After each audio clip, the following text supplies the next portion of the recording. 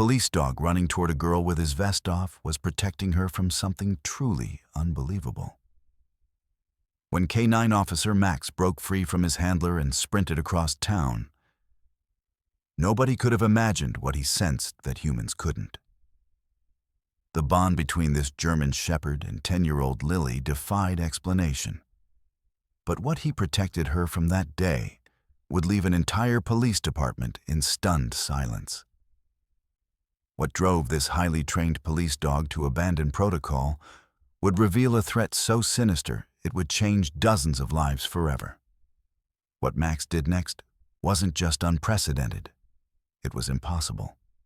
Max wasn't just any police dog. With 5 years on the force and over 200 successful operations, this German shepherd was the pride of the department.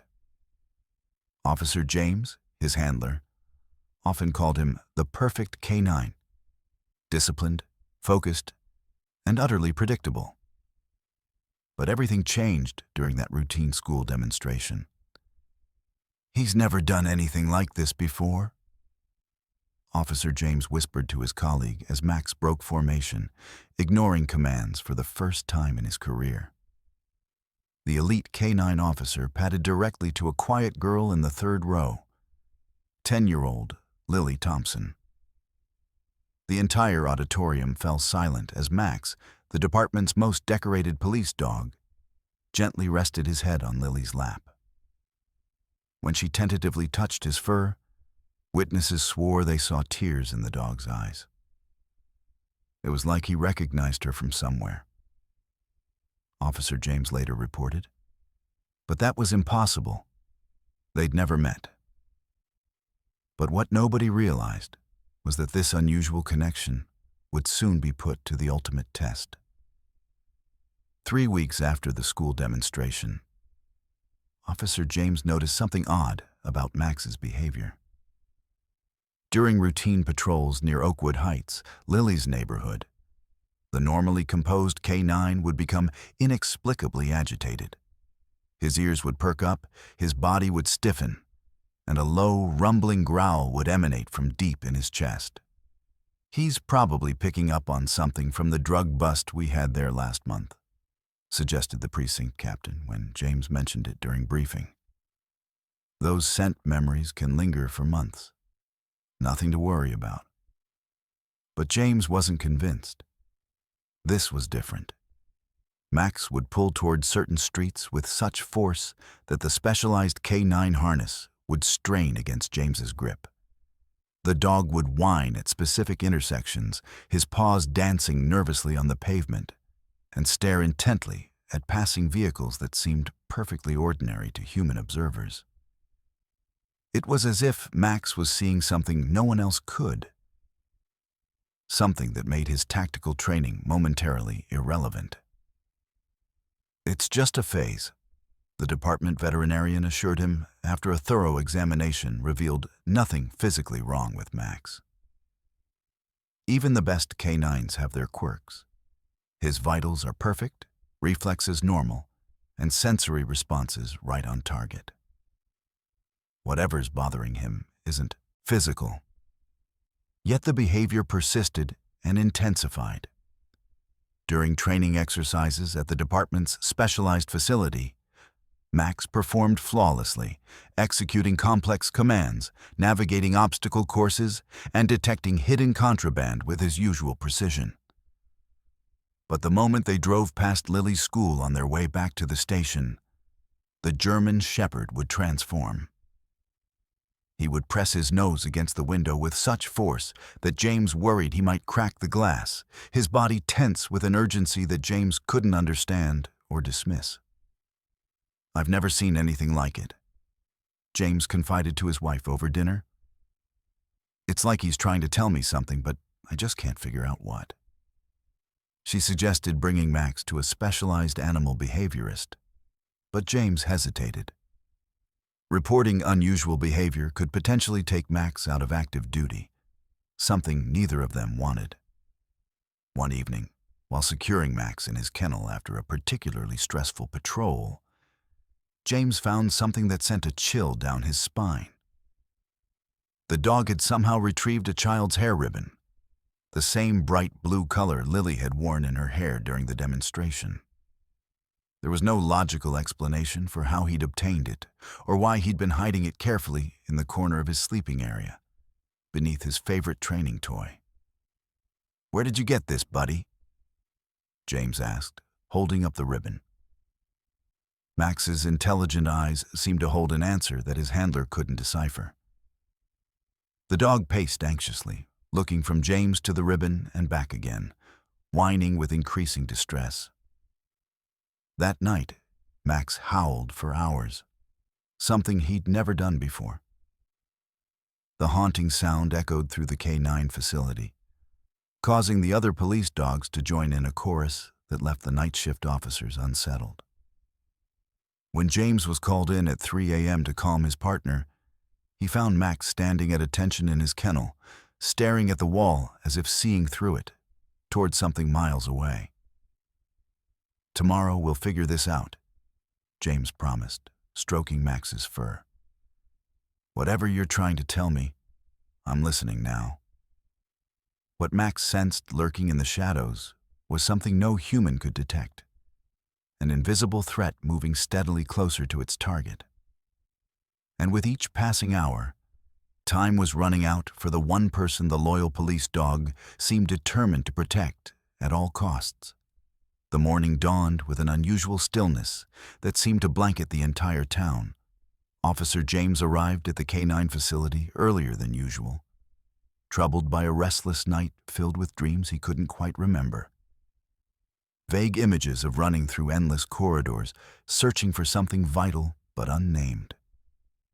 Max greeted him with none of his usual enthusiasm. No tail wagging, no excited barks, no playful nudging for morning scratches. Instead, the German shepherd stood rigid, his eyes fixed on the door, body trembling slightly, as if he'd spent the night in a cold rain, though his kennel was warm and dry. "What's got into you today?" James murmured, checking Max's water and food. Both remained untouched from the night before. Unusual, but not unprecedented. Even exceptional K9s occasionally skipped meals when something disturbed their routine. James made a mental note to mention it to the veterinarian if the behavior continued. "You feeling okay, buddy?" he asked, running his hands methodically over Max's powerful frame, checking for any signs of injury or discomfort. The dog submitted to the examination with uncharacteristic passivity, his attention never wavering from the facility's exit. James found nothing physically wrong, which only deepened his concern. Their shift began routinely enough, a patrol through downtown, where Max performed his duties with mechanical precision. They responded to a minor shoplifting call, where the dog tracked the suspect's scent for 6 blocks before locating the teenager hiding in a drainage ditch. But even during the apprehension, something was off. Max executed his commands flawlessly, but without his usual focus, his eyes constantly scanning the horizon as if watching for something only he could perceive. Next on their schedule was a career day appearance at Oakwood Elementary School. James had considered requesting a replacement team, given Max's recent behavior, but something told him that might be a mistake. The thought of Max's strange connection to Lily Thompson lingered in his mind. Perhaps seeing her again would provide some answers. "You're going to behave today, right, partner?" he asked as they pulled into the school parking lot. Max's only response was to press his nose against the window, scanning the playground with an intensity that made James uneasy. The dog's breath fogged the glass in irregular patterns as his respiration quickened. Principal Watkins met them at the entrance, clipboard in hand and a practiced smile on her face. "Officer James, we're so pleased to have you and Max join us today. The children have been talking about nothing else all week." "Happy to be here," James replied, keeping a watchful eye on Max, who was sniffing the air with increasing agitation. "Is everything okay today?" Any issues I should know about? The principal hesitated, her smile faltering slightly. Well, we've had a bit of a situation with attendance. There's a stomach bug going around, so we're down about 15% of our student body. Nothing serious, just the usual spring viruses. James nodded, though something in her tone struck him as forced. Max pulled slightly on his leash as they entered the building, his nails clicking on the polished hallway floor with unusual urgency. The career day presentation went smoothly until halfway through the demonstration. James was explaining Max's training to a classroom of fascinated fourth graders, demonstrating how the dog could detect contraband using training samples he'd brought along for the purpose. The children watched in awe as Max identified which backpack contained the sample, ignoring treats and distractions placed to test his focus. Max has helped us solve over 200 cases, James was explaining when a school administrator appeared at the door, whispering something to the teacher. The classroom atmosphere shifted subtly as the teacher's expression changed from engagement to carefully controlled concern. "Officer James," she said with forced casualness, "would you mind continuing your presentation in the gymnasium instead? We need to accommodate more students." Her eyes darted to the window, then back to James with an intensity that seemed out of place. James nodded, though the request seemed odd. The presentation had been scheduled for this classroom specifically because Max sometimes became overwhelmed in larger spaces with too many children. As the students lined up to relocate, he scanned their faces, realizing with a sudden jolt that Lily Thompson wasn't among them. "Where's Lily today?" he asked, trying to sound conversational while keeping a firm grip on Max's leash, which had suddenly gone taut. "Homesick," the teacher replied too quickly.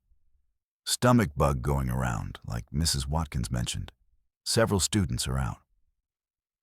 She shuffled papers on her desk, avoiding eye contact. Her mother called this morning. That's when Max's behavior changed dramatically.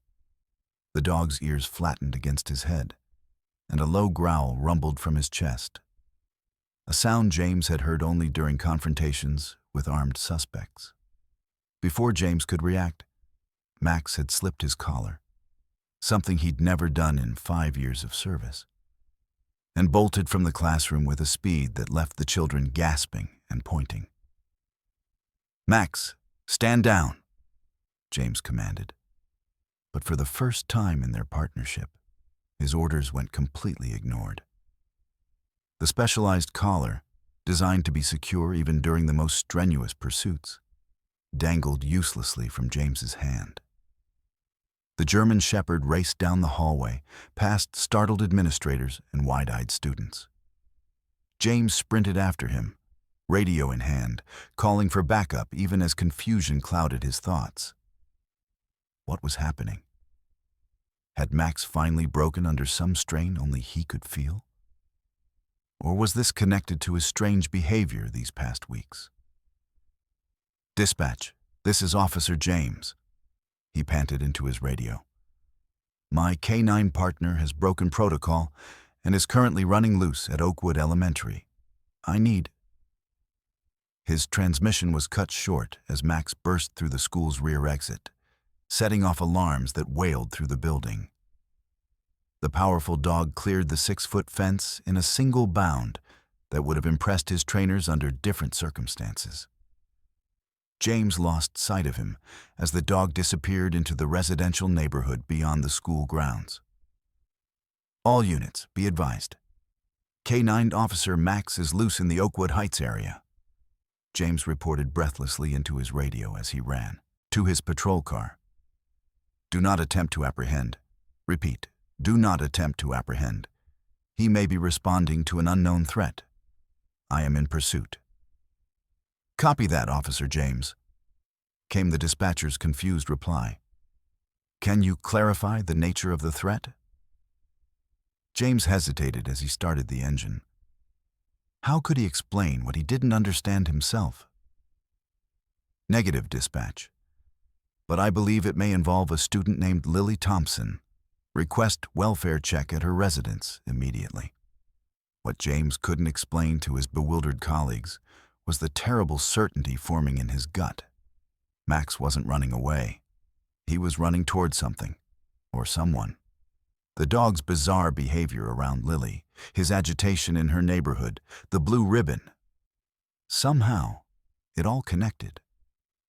As he navigated the patrol car through residential streets, following the general direction of Max's escape, James's phone rang. The caller ID showed it was the school. "Officer James?" Principal Watkins' voice was tight with tension. "We've just received some disturbing information. Lily Thompson's mother called again, asking if Lily had arrived at school. Apparently, she put her on the bus this morning, but our attendance system shows she never checked in." James's blood ran cold. "But you said she was out sick." "That's what we thought. There was a call this morning from someone claiming to be her mother, saying she had a stomach virus. But now her actual mother is saying she sent Lily to school. We're checking security footage now, but—" "Send units to the Thompson residence." James cut her off. "Now." 17 minutes later, after a frantic search through the winding streets of Oakwood Heights, James's patrol car screeched around the corner onto Maple Street. His heart nearly stopped as he spotted Max.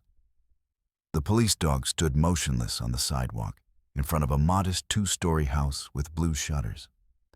The Thompson residence, according to the address he'd pulled up on his mobile terminal. And there, frozen on the front porch, was Lily, her small frame rigid with fear as she stared up at a man James had never seen before. A man wearing a delivery company uniform that seemed slightly too large for his frame, his cap pulled low over his eyes. A man whose hand was extended toward the child in what might have appeared to be a friendly gesture to anyone else passing by. But Max knew better. And now, so did James. The police dog had somehow removed his tactical vest somewhere during his desperate race across town. Perhaps to move faster, or perhaps it had caught on something during his escape. Now he stood unencumbered, his muscles coiled and ready, placing himself directly between Lily and the stranger, whose smile didn't reach his eyes. James could see the scene with perfect clarity as he brought his vehicle to a stop, the man's hand dropping to his side where something bulged beneath his uniform jacket. Lily's backpack on the porch, its contents spilled, as if dropped in surprise, the front door standing open behind her, suggesting she had just arrived home to an empty house. And Max, his loyal partner, standing as a living barrier between predator and prey. "Police, don't move," James shouted, drawing his weapon as he exited the vehicle. But his warning came a fraction of a second too late. The man reached suddenly for Lily's arm, his other hand moving toward the bulge at his waist. In that same instant, Max launched forward with explosive force, a blur of focused aggression that James had witnessed dozens of times in training, but never with such deadly intent. What happened next would be recounted in police reports, newspaper articles, and eventually courtroom testimony. The would-be abductor's scream as 80 pounds of highly trained police dog connected with his chest, driving him backward off the porch. The small, unregistered handgun that clattered across the concrete walkway. The arrival of backup units, summoned by James's earlier calls. The tearful reunion between Lily and her mother, who had rushed home from work after the school's call. But no official document could fully capture the protective fury unleashed when Max finally moved. The absolute certainty in the dog's actions, as if he had been preparing for this moment for weeks. Nor could they record the whispered conversation between James and his partner later that evening, as the officer tried to make sense of how Max had known what no human could possibly have predicted. "You knew all along, didn't you?" James murmured, stroking Max's fur as the dog finally relaxed in his kennel, exhausted but alert. Somehow, you knew she was in danger before any of us did. The investigation would later reveal that the man, a convicted offender who had recently moved to the area under a false identity, had been watching Lily for weeks. He had called the school that morning, impersonating her mother to establish her absence, planning to intercept her when she returned to an empty house. What he hadn't counted on was the inexplicable connection between a child and a police dog who had met only once, briefly, during a school demonstration. Or perhaps, as James would come to believe in the days that followed, it wasn't inexplicable at all. Perhaps it was simply that Max, with senses far more acute than any human's, had recognized something in Lily that first day. The subtle scent of fear, perhaps, or some unconscious signal that she was being watched. And perhaps his protective instincts, honed through years of training, had extended to this one vulnerable child in a way that transcended his usual duties. Whatever the explanation, one thing was certain. Lives had been forever changed by what Max prevented that day. And as Officer James filed his official report, carefully documenting the events while leaving space for the mysteries he couldn't explain, he knew that the bond between Handler and K9 had evolved into something deeper than he had ever imagined possible. The Thompson living room was crowded with people, detectives taking statements, victim advocates speaking in hushed tones with Lily's parents, and a child psychologist who sat cross-legged on the floor beside Lily herself. The little girl hadn't spoken much since the incident, answering questions with nods or single-word responses, her eyes frequently drifting to the window where Max waited patiently in the patrol car. Outside, news vans had already begun to gather, their satellite dishes extending skyward like metal flowers searching for the sun. "She keeps asking about the dog," Mrs. Thompson said, her voice still shaky despite the hours that had passed. She clutched a cup of tea that had long gone cold, her knuckles white against the ceramic. "It's the only thing she seems interested in talking about." Mr. Thompson paced by the fireplace, stopping occasionally to glance at family photos arranged on the mantel. Snapshots of camping trips, birthday celebrations, and school events that now seemed to belong to a different lifetime. "I don't understand how this happened," he said for perhaps the dozenth time. "We did everything right. We taught her about strangers, about never going with anyone. We had a system, a password. Predators like Keller are experts at manipulation," explained Detective Sarah Chen, who specialized in crimes against children. "They study their victims, learn their routines, and often pose as authority figures. Your daughter did nothing wrong, neither did you." James nodded, understanding both the parents' guilt and Lily's fixation on Max. "Max has that effect on people." He hesitated before adding, "Would it be all right if I brought him inside? He's fully trained, and it might help Lily feel more comfortable." The psychologist, Dr. Elaine Mercer, who had been listening while making notes on a tablet, nodded her approval. Animal-assisted therapy can be extremely beneficial in cases like this. The presence of a dog, especially one she already associates with safety, could help her process what happened.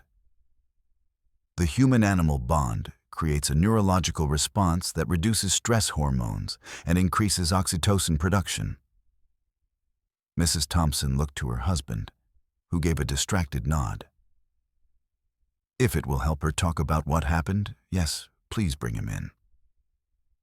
Minutes later, Max entered the house with impeccable behavior, all traces of his earlier frenzy gone.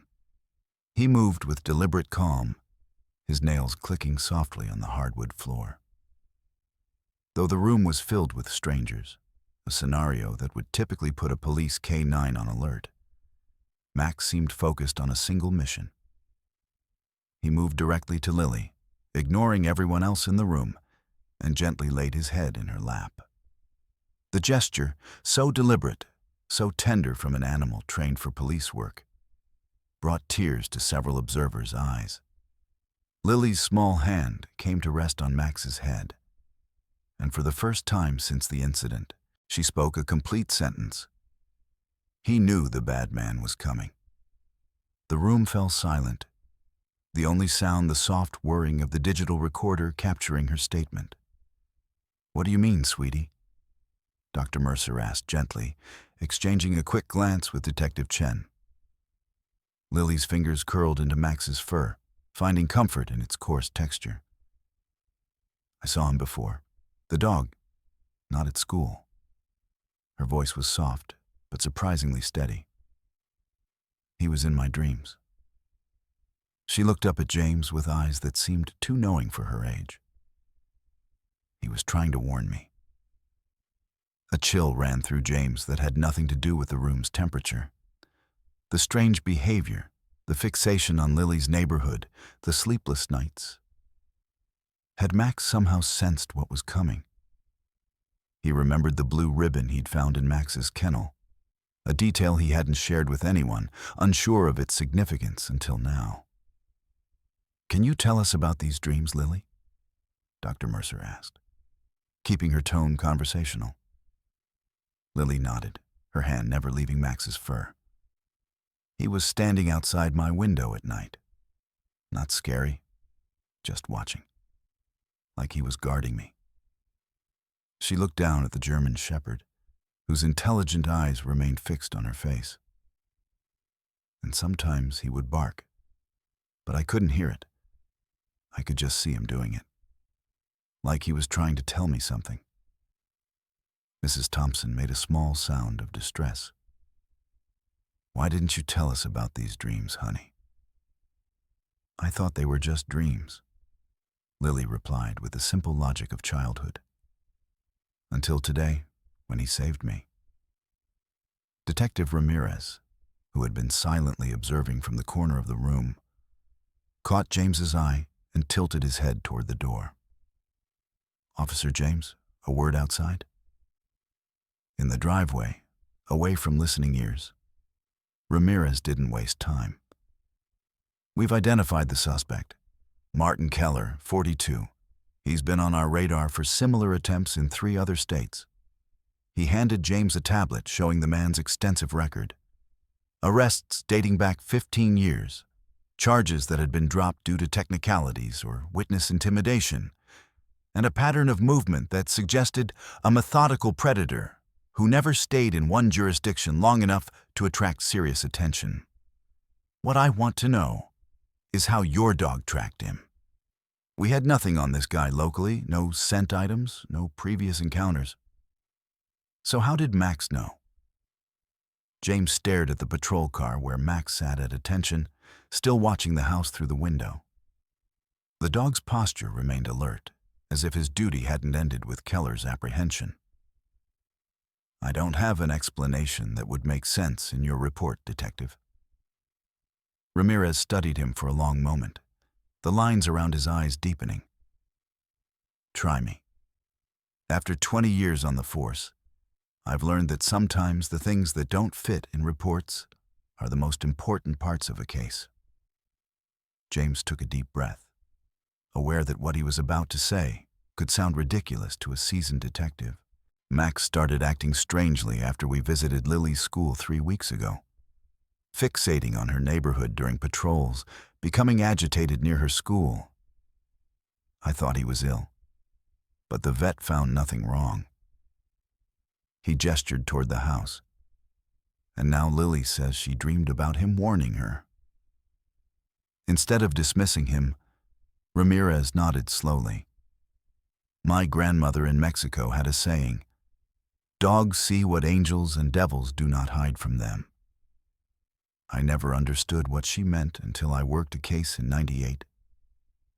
He trailed off, lost in memory before refocusing. "Family of 4 found murdered in their beds. No forced entry, no evidence left behind. Professional hit, we figured. Except the family dog, a little terrier mix, had been locked in the bathroom.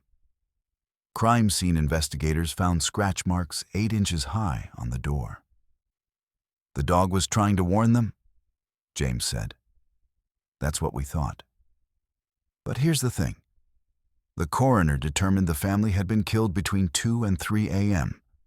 Security footage from the neighbors showed the dog going crazy, scratching at that bathroom door at 11 p.m., 3 hours before the killer arrived." Ramirez's gaze returned to the house. The footage also showed the dog had been perfectly calm earlier that evening, until suddenly it wasn't. They stood in silence for a moment, watching as another patrol car arrived, bringing a forensic technician to collect additional evidence from the porch where Keller had been apprehended. "So, what are you saying?" James finally asked. Ramirez shrugged.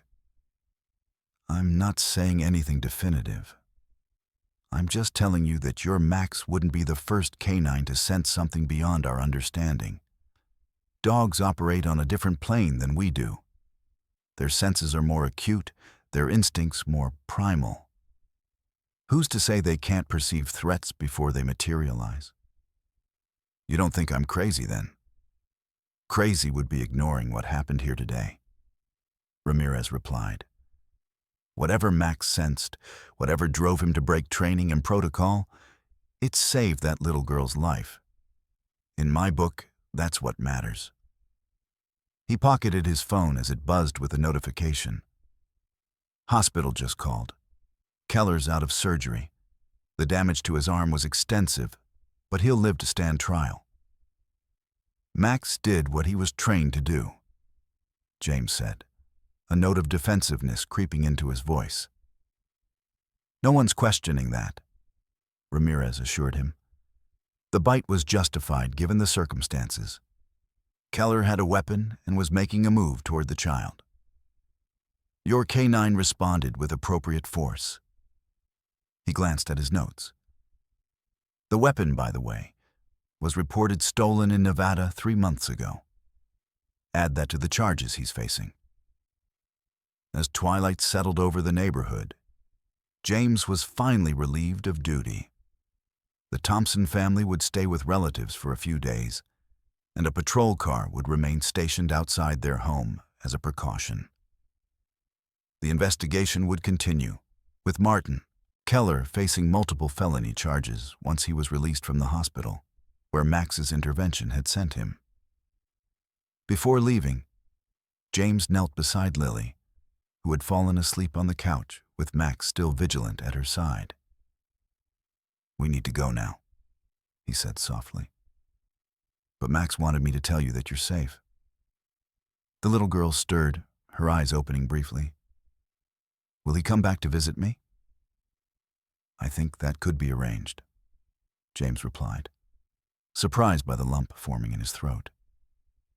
"He's pretty fond of you."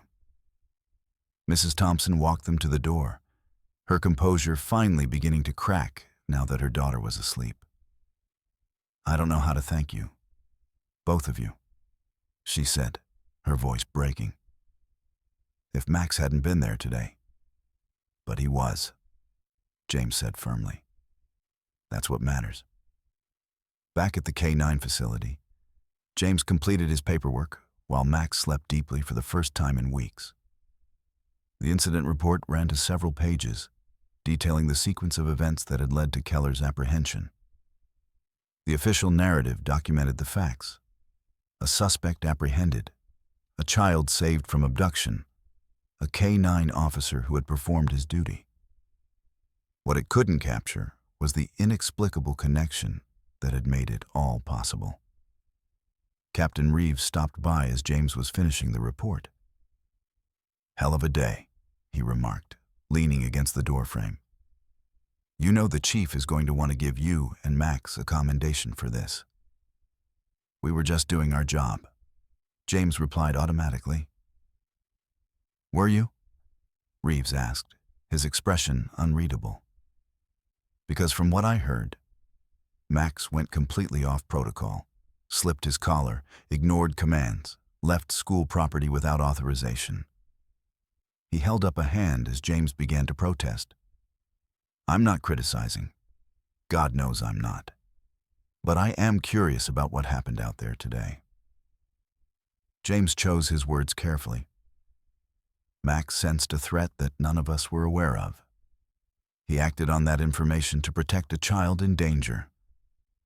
I can't explain how he knew, but I'm grateful that he did. Reeves studied him for a long moment.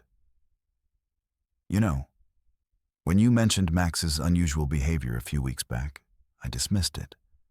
Thought it was just normal canine quirks. He shook his head. Won't make that mistake again. If Max acts up in the future, I want to know immediately. Could be he's picking up on something the rest of us are missing. Yes, sir. And James, take tomorrow off. Both of you. You've earned it. As James prepared to leave, the night shift supervisor handed him a small package. This came for you. Courier delivered it about an hour ago. Inside was a child's drawing, a German shepherd standing protectively beside a small girl with blue ribbons in her hair. The sky in the picture was filled with stars, and a moon that seemed to smile down on the two figures. Beneath the crayon artwork, in careful handwriting likely guided by an adult's hand, were the words, "Thank you for sending Max to watch over me." Accompanying the drawing was a note from Mrs. Thompson. Officer James. Lily insisted on sending this to Max before she would agree to leave for her grandparents' house. She says it's to remind him that he doesn't need to worry about her in her dreams anymore, because the bad man is gone now. I don't pretend to understand what happened today, or how your remarkable partner knew my daughter was in danger. I only know that our family has been given a second chance because of you both. The therapist says Lily will need time to process what happened, but she also says that having a positive focus, like her connection with Max, will help her recovery. If possible, we would be grateful if you could arrange occasional visits once things settle down. With deepest gratitude, Rebecca Thompson James pinned the drawing to the bulletin board above Max's kennel, where the sleeping dog would see it first thing in the morning. In slumber, Max looked like any other dog, peaceful, vulnerable, ordinary. But James knew better. Some bonds, he was beginning to understand, transcended explanation, and some partnerships extended far beyond what training manuals could ever prepare you for. As he turned to leave, he noticed Max's eyes had opened. The German shepherd regarded him steadily, with that same intelligent gaze that had always suggested he understood far more than his human counterparts realized. "You did good today, partner," James said softly. "Really good." Max's tail thumped once against the kennel floor, a simple acknowledgement between two beings who had crossed into territory for which there was no protocol, no training exercise, no departmental guideline. Whatever had guided Max to Lily Thompson that day, instinct, training, or something more mysterious, had changed them both. And as James finally headed home, bone-weary but strangely at peace, he found himself wondering what other perceptions his canine partner might possess that humans, with all their sophisticated technology and rational thinking, remained blind to. What unseen dangers might Max sense in the future? What connections might he forge with other vulnerable souls? The questions would wait for another day. For now, it was enough to know that one child slept safely tonight, because a dog had somehow bridged the gap between what was known and what was merely sensed, between the world as humans perceived it and the deeper currents that perhaps only animals could truly navigate. 3 weeks after the incident that had made local headlines and sparked discussions about expanding the K9 program, life at the police department had settled back into its familiar rhythm. James and Max had returned to their regular patrol duties, though they now attracted more attention than before. Citizens would stop to thank them. Children would ask to pet Max. requests James carefully screened, maintaining the dog's professional boundaries. And fellow officers regarded the pair with a new level of respect. The commendation ceremony had been brief but meaningful, with the chief of police presenting both James and Max with departmental honors. Local media had covered the event enthusiastically, featuring photographs of Max sitting at perfect attention beside his handler, looking almost embarrassed by the attention. The resulting publicity had brought an unexpected surge in applications for the K-9 unit, along with donations from community members eager to support the program.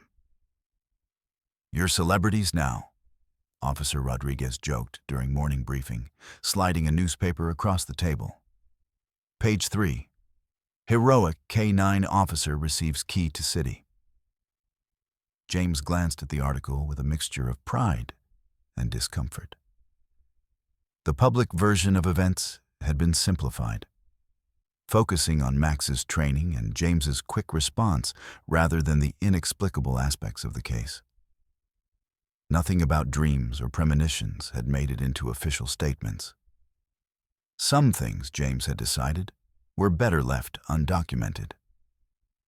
"The key's going straight into Max's trophy case," he replied, earning chuckles from the assembled officers. "Right next to his favorite chew toy." Captain Reeves cleared his throat, bringing the room to order. "Speaking of our local celebrity, we've received a special request that concerns you and Max." He shuffled through some papers on the podium. "The school board has approved funding for a pilot program, a full-time K-9 presence at Oakwood Elementary and potentially other schools in the district.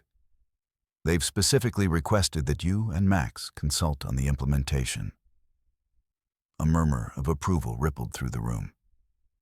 School security had become a priority topic since the Keller incident, with parents demanding additional measures to protect their children.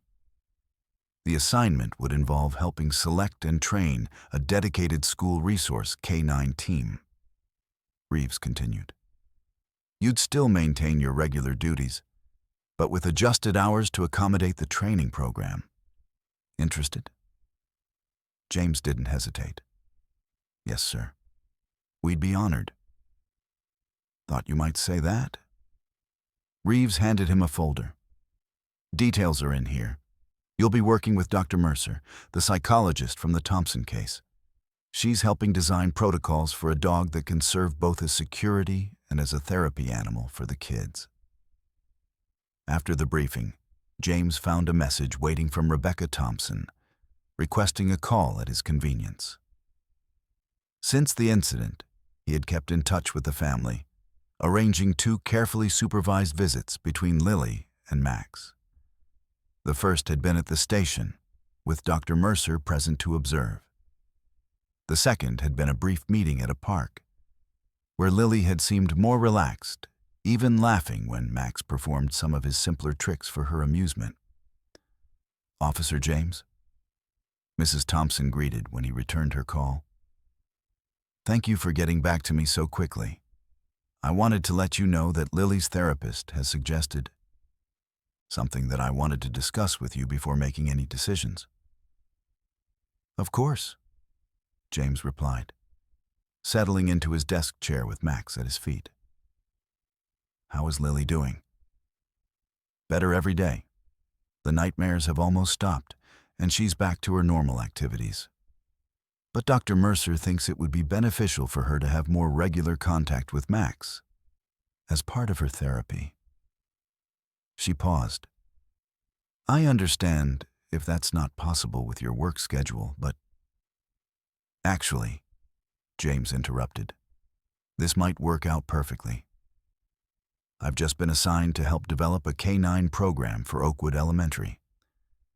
Max and I will be spending time at the school regularly over the next few months." The relief in Mrs. Thompson's voice was evident. "That's wonderful news. Lily will be thrilled. She still talks about Max constantly, draws pictures of him, tells stories about him to anyone who will listen." "And how are you and Mr. Thompson doing?" James asked, aware that the trauma of nearly losing a child affected the entire family.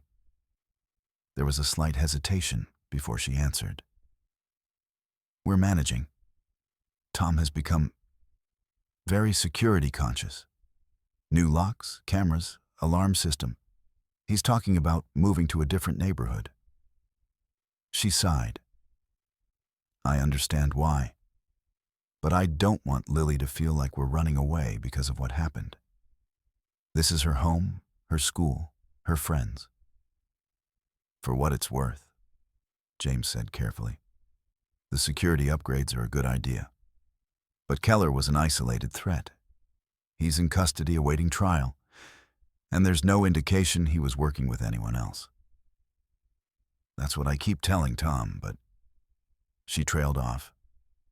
Anyway, when would the school program begin? Planning starts next week. We'll probably be on campus for orientation within 2 weeks, assuming all the paperwork goes through. Lily will be counting the days, Mrs. Thompson said, her voice warmer now. Thank you, Officer James, for everything. After ending the call, James took Max for their afternoon patrol. As they drove through the familiar streets of their beat, he found himself reflecting on the changes of the past weeks. The partnership between Handler and K9 had always been special, built on trust, communication, and shared purpose. But what he and Max had experienced went beyond the standard relationship. Something inexplicable had entered the equation. Something that couldn't be trained or quantified. They passed by Oakwood Elementary, where children were spilling out onto the playground for recess. Max's ears perked up. His attention immediately focused on the schoolyard. James slowed the patrol car, watching as his partner scanned the crowd of playing children with the same intensity he might use when searching for contraband or tracking a suspect. See her? James asked quietly. As if in response, Max's tail began to wag, a subtle movement that wouldn't be noticeable to anyone who didn't know him well. Through the chain-link fence surrounding the playground, James spotted Lily, her blue ribbons visible as she played hopscotch with a group of friends. She looked up suddenly, as if sensing their presence, and waved enthusiastically when she spotted the patrol car. James waved back, then continued driving. Max remained alert, his gaze fixed on the rearview mirror until the school disappeared from view. We'll be back there soon enough, partner, James assured him. Looks like we've got a new assignment. Max settled back into his seat, but his posture remained vigilant, a guardian temporarily at ease, but always ready.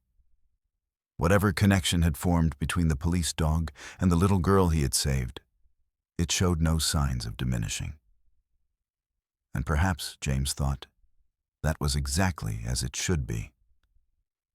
Later that evening, as James completed paperwork for their new assignment, his phone chimed with a text message from Dr. Mercer. Interesting development today. Lily mentioned during therapy that she's been having new dreams, not nightmares this time. She says Max is teaching her how to listen with more than ears. When I asked what she meant, she said, to the quiet things that need help. Thought you might find that intriguing. See you next week for program planning. E.M. James read the message twice, then glanced at Max, who was dozing in his kennel. The German shepherd's ears twitched slightly, as if he were listening to something in his sleep. Something beyond the quiet hum of the station's air conditioning, or the distant sounds of officers changing shifts. What exactly are you teaching her, Max? James murmured. The dog's eyes opened briefly, meeting his handler's gaze with that same inscrutable intelligence. Then, apparently satisfied that all was well, he returned to his dreams. Dreams that perhaps connected him to a little girl who was learning to perceive the world through different senses. James added Dr. Mercer's message to a private file he'd been keeping. Observations and incidents that defied conventional explanation. The file was growing steadily. Each entry, another piece of a puzzle he wasn't sure he'd ever fully solve. But he was becoming increasingly comfortable with the mystery, accepting that some partnerships transcended the boundaries of normal understanding. As he prepared to head home for the night, Sergeant Willis stopped by his desk. "Almost forgot to tell you. Got a call from that reporter again, the one from the Tribune. Wants to do a follow-up piece on you and Max. I told her I'd pass along the message." James nodded. "Thanks. I'll think about it." "You should do it," Willis advised. "Good PR for the department. Plus, the way she was talking, I think she's got some theory about Max having special abilities or something." He made air quotes around the phrase. "Might be better to give her the standard training explanation before she starts writing about psychic police dogs." "Right," James said noncommittally. "I'll give her a call tomorrow." After Willis left, James sat for a moment longer, considering. The public story was clean and simple. Dedicated K-9 officer prevents child abduction through superior training and instinct. The truth was messier, filled with questions he couldn't answer and phenomena he couldn't explain. Which version served the greater good? Max whined softly from his kennel, drawing James's attention.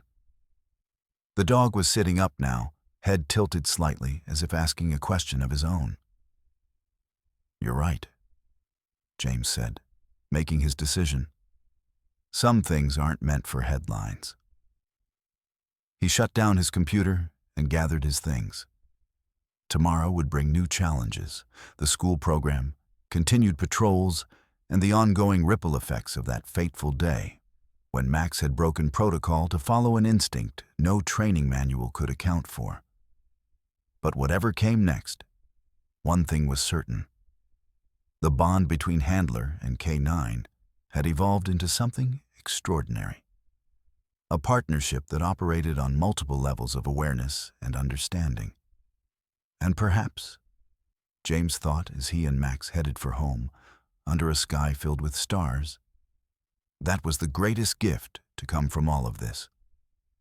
Not medals or newspaper articles or departmental commendations, but the profound realization that the connection between humans and animals could reach depths that science had barely begun to fathom.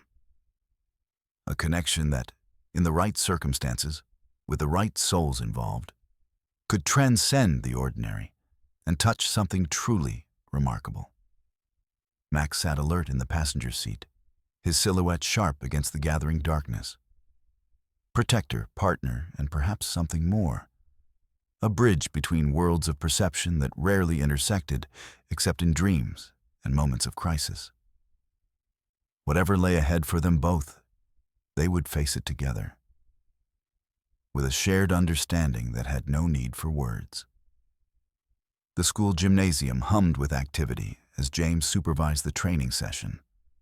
3 Handler K-9 pairs moved through carefully designed exercises, their movements observed by school administrators, security consultants, and Dr. Mercer, who made occasional notes on her tablet. The pilot program for school resource dogs had expanded beyond initial expectations, with neighboring districts expressing interest in implementing similar initiatives. "Remarkable progress," Principal Watkins commented as she joined James near the bleachers. "Especially considering we're only 6 weeks in." James nodded, watching as Officer Diaz guided her Belgian Malinois, Echo, through a demonstration of controlled responses to various scenarios. The dog maintained perfect focus, despite the distractions deliberately introduced by the training team. Sudden noises, moving objects, and the controlled chaos of student volunteers who had been brought in to simulate playground conditions. "The dogs are adapting well to the school environment," he agreed. "It's different from standard police work, more nuanced, They're learning to distinguish between normal childhood roughhousing and actual threats. And the children seem to have embraced them completely, Watkins added. Attendance is up, disciplinary incidents are down, and our school counselor reports that students with anxiety are showing significant improvement. She smiled. The therapy component has exceeded our expectations. The dual-purpose nature of the program had been Dr. Mercer's suggestion. Canines trained not only for security, but also as support animals for students experiencing emotional difficulties. Each dog spent part of its day on security patrol, and part providing comfort to children identified by school counselors as needing additional support. The results were promising enough that the school board had already approved funding to continue the program through the next academic year. "Where's your partner today?" Watkins asked, noticing Max's absence. "Special assignment," James replied. "He's working with Lily Thompson and a small group of children who experienced similar trauma. Dr. Mercer is conducting a group therapy session this afternoon." Since the incident with Keller, 2 other cases had come to light. Children who had narrowly escaped abduction attempts in neighboring communities. The similarities suggested a coordinated effort rather than isolated incidents, leading investigators to believe that Keller might have been part of a wider network. The revelation had sent ripples of concern through the community and added urgency to the school security program. "How is Lily doing?" Watkins asked, her expression softening. "Better than anyone expected," James said. "She's become something of a leader among the therapy group, helping other kids process their experiences." He checked his watch. "The session should be wrapping up soon. I need to collect Max before our evening patrol." The therapy room was located in a quiet corner of the school, its walls painted in soothing colors and its windows overlooking a small garden. As James approached, he could hear children's laughter, a sound that still surprised him given the circumstances that had brought this particular group together. He paused outside the door, not wanting to interrupt. Through the small window, he could see Max lying in the center of a circle of children, his head resting on Lily's lap while she spoke animatedly to the group. Dr. Mercer sat nearby, occasionally asking a question, but mostly allowing the children to direct the conversation. The scene was so far removed from Max's original training as a police K-9 that James found himself marveling at his partner's adaptability. Dr. Mercer noticed him at the door and signaled that they were finishing up. A few minutes later, the children filed out, each stopping to give Max a final pat before leaving. Lily was the last to exit, her blue ribbons now accompanied by a small pin shaped like a police badge, a gift from the department that she wore proudly every day. "Officer James." She greeted him with the enthusiasm only an 8-year-old could muster after a therapy session. Max was amazing today. He knew exactly which kids needed extra attention. "He's pretty good at reading people," James agreed, exchanging a glance with Dr. Mercer over the child's head. "Not just reading," Lily corrected with the certainty of someone stating an obvious fact. "Listening. Remember? Listening with more than ears," James quoted from Dr. Mercer's earlier message. Lily nodded vigorously. "Exactly. And he's teaching us how to do it too. It's like a superpower, but real." Dr. Mercer stepped forward. "Lily has been helping the other children understand how to process their intuitive feelings," she explained, using Max as a model for how to recognize when something doesn't feel right. Max knew the bad man was coming before anyone else did, Lily told James seriously. "If we learn to listen like he does, maybe we can protect ourselves too." The simple wisdom in her statement struck James deeply. Wasn't that essentially what they were trying to accomplish with the entire program? teaching children to recognize danger while providing them with tools to feel secure in an uncertain world? That sounds like excellent advice, he said. Max would be proud of you for sharing what you've learned. Lily beamed, then gave Max a final hug before skipping off to meet her mother, who waited at the end of the hallway. She's quite remarkable, Dr. Mercer said once Lily was out of earshot. Her resilience is off the charts, and she's channeling her experience into helping others in a way I rarely see in trauma survivors, let alone children. And this listening she keeps talking about? James asked. Dr. Mercer considered her response carefully. Clinically speaking, we might call it heightened intuition or increased awareness of environmental cues. But she hesitated. Off the record? There's something more happening here. These children are developing a sensitivity that goes beyond standard hypervigilance. They're picking up on subtle signals that most adults miss entirely. Like Max does, James suggested. Precisely like Max does, she agreed, which raises some fascinating questions about interspecies communication and shared trauma response. She gathered her materials, adding, "The research paper that comes out of this program is going to raise quite a few academic eyebrows, I suspect." As they walked toward the exit, Dr. Mercer's phone chimed with a message. She read it quickly, her expression changing from professional composure to concern. "Everything okay?" James asked. "Possibly not," she replied, showing him the screen. It displayed a news alert. Breaking. Martin Keller escaped custody during hospital transfer. Authorities advise public to remain vigilant. James felt a cold weight settle in his stomach. When did this happen? Just now, apparently.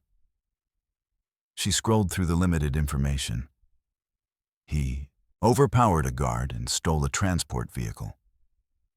They've set up roadblocks, but... She was interrupted by Max, who had suddenly gone rigid, his ears forward and his body tense with alertness. The German shepherd turned toward the school's main entrance, a low growl building in his throat. "Max?" James questioned, immediately on guard. He'd seen this behavior before, the day Max had broken protocol and raced to Lily's house. Before either human could react further, Max bolted down the hallway toward the exit, moving with the same focused intensity he had shown weeks earlier. "Stay here," James instructed Dr. Mercer, already running after his partner. "Call for backup and make sure all the children are accounted for." Outside, the afternoon sun cast long shadows across the school grounds. The parking lot was beginning to fill with parents arriving for pickup, creating a chaotic scene of cars and pedestrians. James scanned the area, trying to locate Max among the crowd. He spotted him near the visitor parking area, circling a dark sedan with out-of-state plates. James approached cautiously, one hand on his service weapon. The car appeared empty, but Max's behavior indicated otherwise. The dog moved with purpose, sniffing intently at the driver's side door before looking back at James with unmistakable urgency. Drawing his weapon, James used his radio to call for immediate backup and request the school initiate lockdown procedures.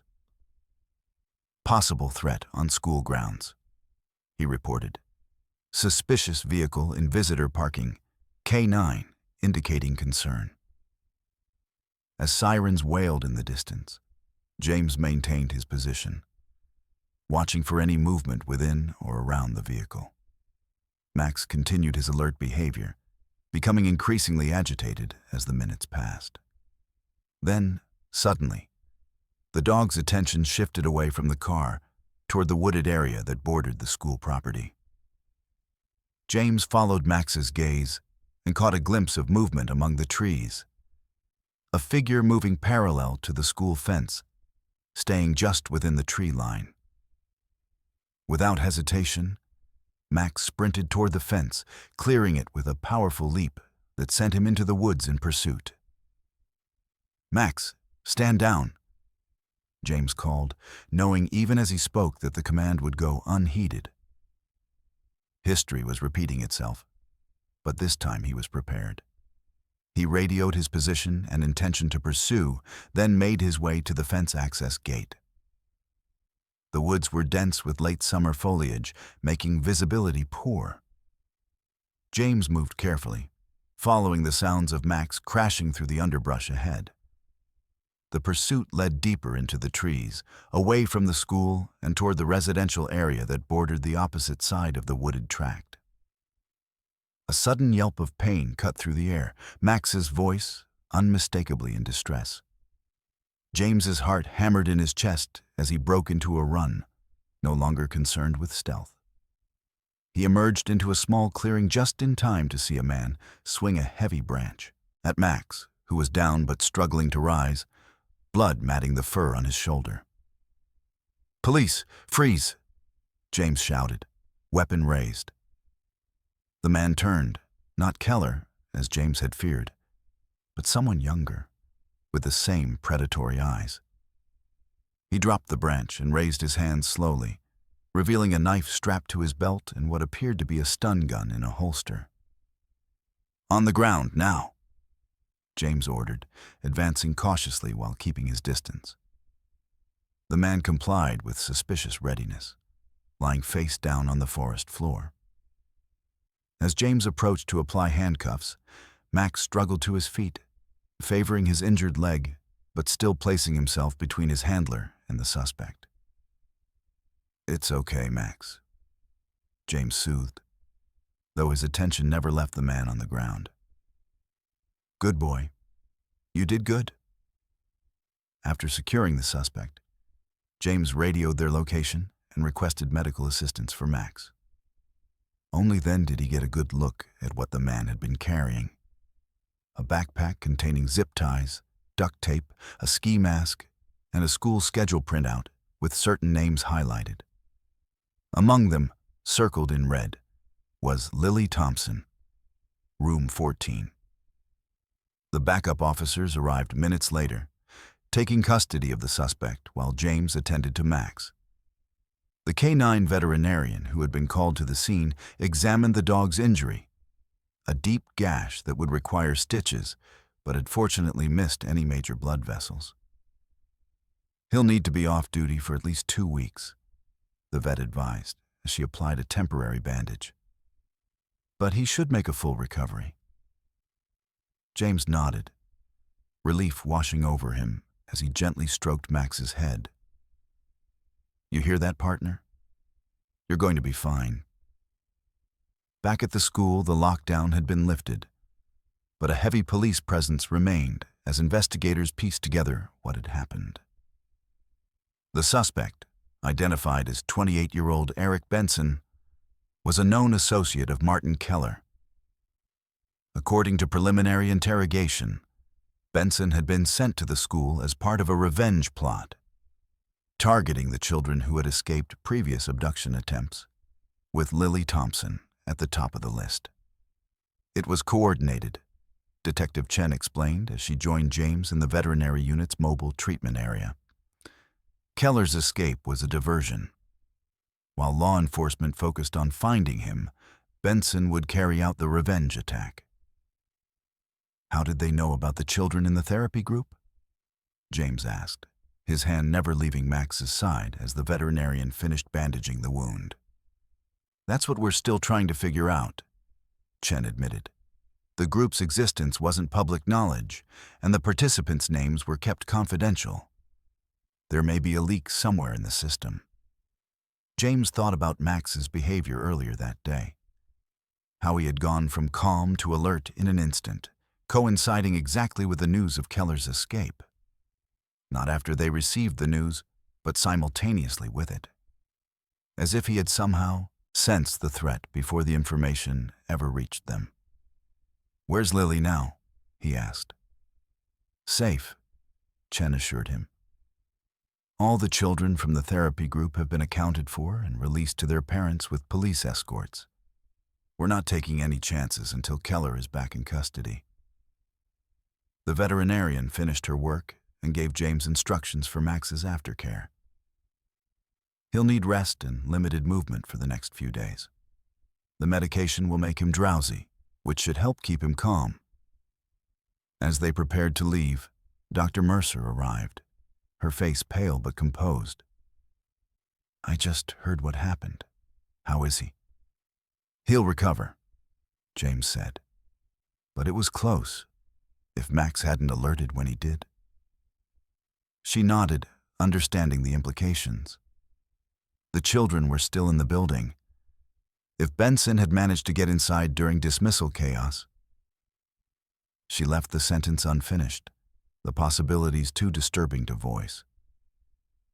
"There's something I need to tell you," she said after a moment. When the news about Keller came through, before Max reacted, Lily suddenly stopped mid-sentence. She got very still, like she was listening to something none of us could hear. Then she said, "He's coming back for us." I thought she was having a flashback. But now, James exchanged a look with Dr. Mercer, both of them contemplating the implications. "Listening with more than ears," he murmured. "James," she said quietly, "what if what Max has been teaching these children isn't just heightened awareness? What if it's something more fundamental? A kind of perception that most humans have lost, but animals still possess?" It was a question that would remain with him long after they left the school that day, through the evening news reports of Benson's arrest and the ongoing manhunt for Keller, through the quiet hours of watching over Max as the injured dog slept fitfully under the influence of pain medication. What if the connection between Max and Lily, and now, potentially, the other children in the therapy group, represented something science had yet to fully understand? A shared wavelength of perception that transcended conventional communication? As darkness fell and the search for Keller continued throughout the county, James sat beside Max's bed in the living room of his small house. The German shepherd had insisted on remaining alert despite his injury and medication, his gaze frequently turning toward the window as if watching for something only he could perceive. "Rest, partner," James urged. "We're safe here." Max finally settled, his eyes drifting closed as the medication took effect. But even in sleep, his ears twitched occasionally, listening, always listening, to frequencies beyond human perception, to dangers not yet materialized, to connections that defied explanation. And somewhere across town, in a house now guarded by police officers, a little girl with blue ribbons in her hair lay awake, her hand resting on a drawing of a German shepherd standing protectively beside her, listening, just as Max had taught her, to the quiet things that needed help, and to the approaching footsteps of a danger not yet visible, but drawing closer with each passing hour.